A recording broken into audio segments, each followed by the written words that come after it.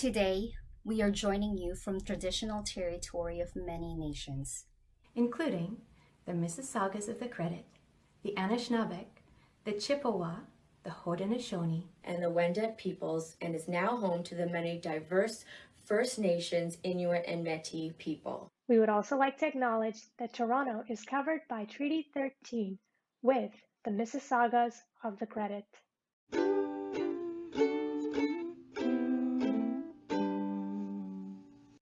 Hello, my friends. Welcome back to Bedtime Stories. My name is Jenn, and my pronouns are she and her. Today we're going to read The Dress and the Girl, Stand Tall, Molly Lou Mellon, and Gratitude is My Superpower. So I hope you enjoy the stories, and I'll see you at the end.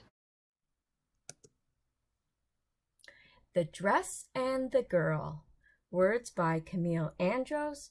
Pictures by Julie Morstad.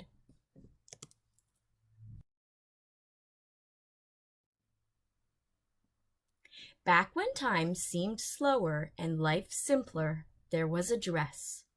A dress much like many others, made for a girl by her mother.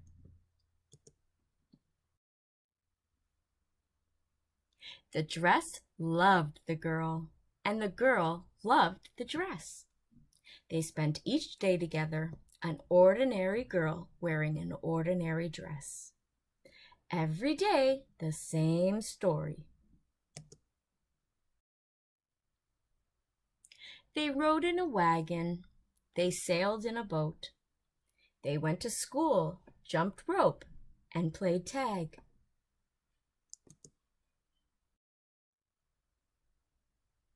But they longed for the extraordinary, something singular, stunning, or sensational. Instead, life continued on in quite an ordinary fashion, picking daffodils, feeling the wind, and staring at the stars. Then, one day, it came time to leave. Their story was changing. But still, they rode in a wagon, they sailed in a boat, they went to school, jumped rope, and played tag.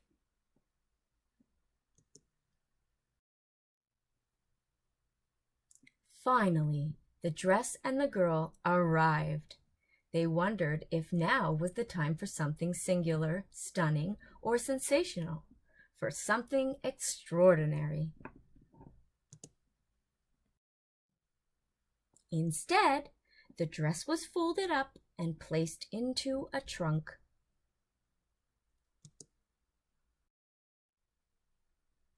The dress waited for the girl to find her. She waited and waited, but the girl never came. So the dress set out to find the girl. Alone, she rode in a wagon. She sailed in a boat. But she did not go to school, jump rope, or play tag.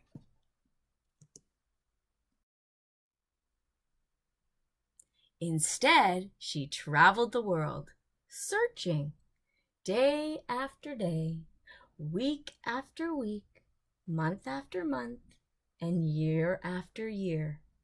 Each day, week, month, and year telling a different story. While she searched, the dress thought about the girl. Feeling the wind dance with her was singular. Picking daffodils together had been quite stunning, and staring at the stars, sensational. She missed the girl. The dress was tired. She needed to rest. From her new spot, the dress could see the world all around her. People moved quickly with heads down, passing by on their way to important or not so important places. One day, a woman walked by. She glanced up at the dress and stopped. She did not move quickly down the street. She looked and looked. In that look, the dress and the girl remembered. They remembered riding in wagons. They remembered sailing in boats. They remembered going to school, jumping rope, and playing tag. They remembered daffodils, dancing wind, and starry skies. Every day its own story. They had found each other at last, and that was quite extraordinary. The end. Stand Tall, Molly Lou Melon, written by Patty Lavelle, illustrated by David Catrow.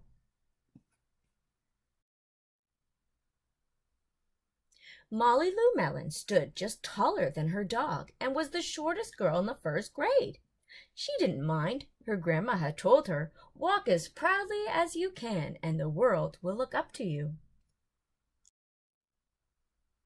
So she did. Molly Lou Melon had buck teeth that stuck out so far she could stack pennies on them. She didn't mind. Her grandma had told her, "Smile big, and the world will smile right alongside you." So she did. Molly Lou Melon had a voice that sounded like a bullfrog being squeezed by a boa constrictor. She didn't mind. Her grandma had told her, "Sing out clear and strong, and the world will cry tears of joy." So she did. Molly Lou Melon was often fumble-fingered. She didn't mind. Her grandma had told her, "Believe in yourself, and the world will believe in you too." So she did. Then Molly Lou Melon moved to a new town. She had to say goodbye to her grandma and all of her friends, and start in a new school. On the first day of school, Ronald Durkin called her Shrimpo in gym class. When the game started, Molly Lou Melon caught the football, ran under the legs of Ronald Durkin, and scored a touchdown. All the children thought, "Wow, she's good," and Ronald Durkin felt foolish. On the second day of school, Ronald Durkin called her Bucky-Tooth Beaver. Molly Lou Melon took out her pennies, stacked 10 high on her teeth, and smiled as big as day. All the children smiled with glee, and Ronald Durkin felt very foolish. On the third day of school, Ronald Durkin said, "You sound like a sick duck, honk honk." Molly Lou Melon sounded out, "Quack!" so clear and strong that it made Ronald Durkin somersault backwards, hit his head, and have to go to the nurse. All the children cried with joy to be free of Ronald Durkin for the rest of the afternoon, and Ronald Durkin felt very foolish. On the fourth day of school, Ronald Durkin said that she'd make the snowflake all wrong.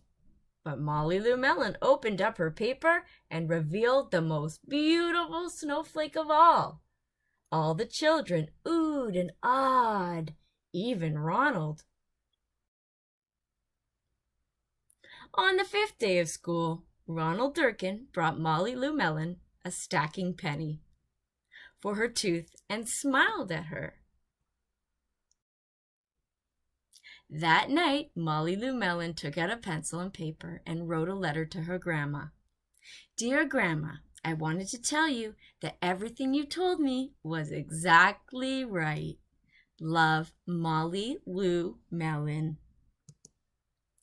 The end. Alyssa Ortego, Gratitude is My Superpower. A children's book about giving thanks and practicing positivity. Hi, my name is Betsy, and this is Mr. T. I am only 7, but he is 70. You wouldn't know to look at him. He never seems to age. He slowly moves around the house, and he doesn't have a cage. One day when I was playing with him, I suddenly felt quite sad. "What's the matter?" Mum said. "You're usually so glad." "It's Mr. T," I said to her. "I think there's something wrong. To carry that big house all day, he has to be so strong. Do you think it stops him from having fun like me? I've never seen him run or jump, as happy as can be." "Oh, my dear, you mustn't worry. Mr. T is fine. Turtles have different needs in life. They're not like yours or mine." The nature of a turtle is harmless, quiet, and shy. They love to hide inside their shells when people pass them by. So, Mr. T is very grateful for everything he's got, which means he doesn't worry about things he has not. "Let's play a game together," Mum said. "I call it gratitude. It'll help you understand Mr. T. Are you in the mood?" Mum takes me to the garden, and just behind the flowers, picking up a stone, she says, "This has superpowers." Every time you're upset when things don't go as planned, you take out your gratitude stone and hold it in your hand. The stone will work its magic, and soon you'll begin to see everything that happens is how it's meant to be. No sooner had we gone inside, the sky began to rain. Tears began to fill my eyes. I wanted to go out again. Remembering my special stone, I squeezed with all my might. What could I be grateful for when rain was in my sight? But just then I remembered, without it, plants won't grow. Fish wouldn't live in the sea, and rivers wouldn't flow. "Thank you, sky, for raining. You're really rather clever. Now I know the job you do. You can rain whenever." Next morning, when it's time to wake up, my body's filled with dread. Going to school is the last thing I want. I'd rather stay home instead. Beneath my pillow is my stone. I squeezed it once again, remembering the friends I'd seen and my teacher, Mrs. Blaine. At school, I had forgotten today was sibling day. I don't have any siblings, so I didn't know what to say. My stone will have the answer, I thought. I'll squeeze it and we'll see. "Of course," I said. "I'm grateful because I have Mr. T." At dinner time, it worked again when Mum put down my plate. No yummy cake, but rice and veg, which I didn't appreciate.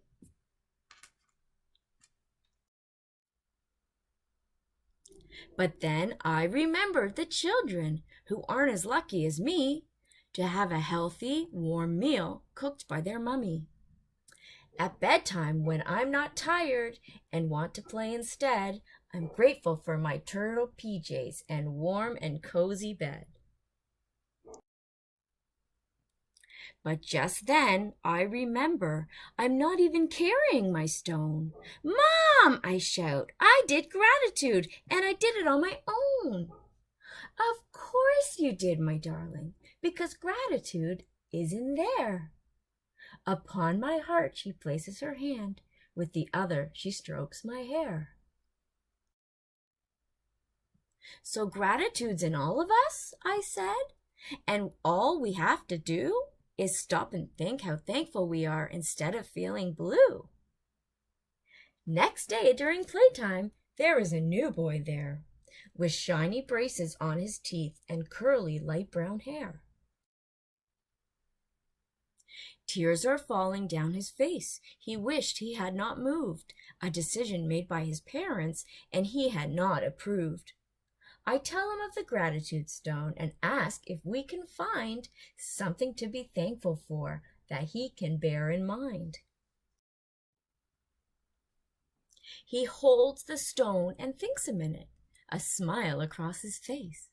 I'm thankful for our new home. The garden has so much space. Mom, I am grateful to have Betty and my husband Bob. Now every time I go out, I make sure to have with me at least one stone to pass on along with my story. Betty, I'm grateful to have a lovely teacher and a Barbie doll. Dad, I'm grateful to have a family, a house, and my job. Mr. T, I am grateful to live with Betty instead of at the zoo. Alicia Ortego, I am grateful for my little readers and their parents too. The more we share about gratitude, the happier we will be. Will you share this story and help other children like me? Leo, I'm grateful to have football boots and a soccer ball. The end. Thanks for joining me for Bedtime Stories. I hope everyone enjoyed the books. Now have a great sleep, and I will see you next Wednesday. Good night.